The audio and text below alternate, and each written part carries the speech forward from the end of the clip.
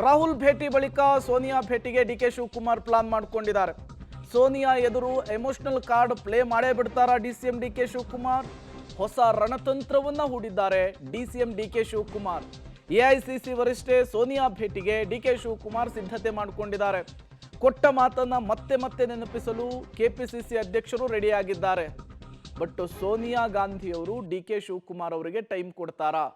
Time ಕೊಟ್ಟಿದ್ದೇ ಆದರೆ ರಾಜ್ಯ ರಾಜಕಾರಣದ ಬಗ್ಗೆ, ಅಧಿಕಾರ ಹಂಚಿಕೆಯ ವಿಚಾರಕ್ಕೆ ಯಾವ ರೀತಿಯ ಅಭಯ ಸಿಗುತ್ತೆ? ಅದೇ ಈಗಿರುವಂತಹ ಕುತೂಹಲ.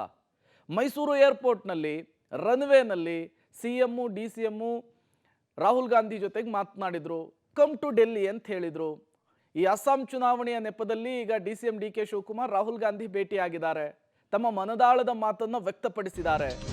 ಇನ್ನು ಪ್ರಿಯಾಂಕಾ ಗಾಂಧಿ, ಸೋನಿಯಾ ಗಾಂಧಿ ಅವರನ್ನು ಕೂಡ ಮನವೊಲಿಸುವಂತಹ ಪ್ರಯತ್ನ ಮಾಡ್ತಾ ಇದ್ದಾರೆ ಅಂಥೇಳಿ ಸರ್ಕಾರ ರಚನೆಯ ಸಂದರ್ಭದಲ್ಲಿ ಕೊಟ್ಟಿರುವಂತಹ ಅದೊಂದು ಮಾತು, ತಿಹಾರ್ ಜೈಲಿನಲ್ಲಿ ಸೋನಿಯಾ ಗಾಂಧಿ ಕೊಟ್ಟಿದ್ದಂತಹ ಮತ್ತೊಂದು ಮಾತು, ಎರಡೂ ಮಾತುಗಳನ್ನು ನೆನಪಿಸಲು ಪ್ಲಾನ್ ಅನ್ನು ಮಾಡಿಕೊಂಡಿದ್ದಾರಂತೆ ಡಿ ಕೆ ಶಿವಕುಮಾರ್.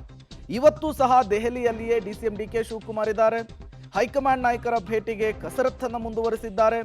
ವಿಶೇಷವಾಗಿ ಸೋನಿಯಾ ಗಾಂಧಿ ಭೇಟಿಗೆ ಡಿ ಕೆ ಶಿವಕುಮಾರ್ ಕಾಯ್ತಾ ಇದ್ದಾರೆ. ಎಮೋಷನಲ್ ಕಾರ್ಡ್ ಪ್ಲೇ ಆಗುವಂತಹ ಸಾಧ್ಯತೆಯೂ ಕೂಡ ಹೆಚ್ಚಿದೆ ಅನ್ನೋದು ಗೊತ್ತಾಗ್ತಾ ಇದೆ.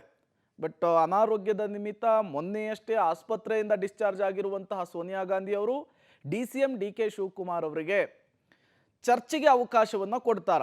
ಚರ್ಚೆಗೆ ಅವಕಾಶ ಕೊಟ್ಟಿದ್ದೇ ಆದರೆ ಈ ಅಧಿಕಾರ ಹಂಚಿಕೆಯ ಪರಿಸ್ಥಿತಿ ಸುಧಾರಿಸುತ್ತಾ ಅನ್ನೋದು ಈಗಿರುವಂತಹ ಕುತೂಹಲ.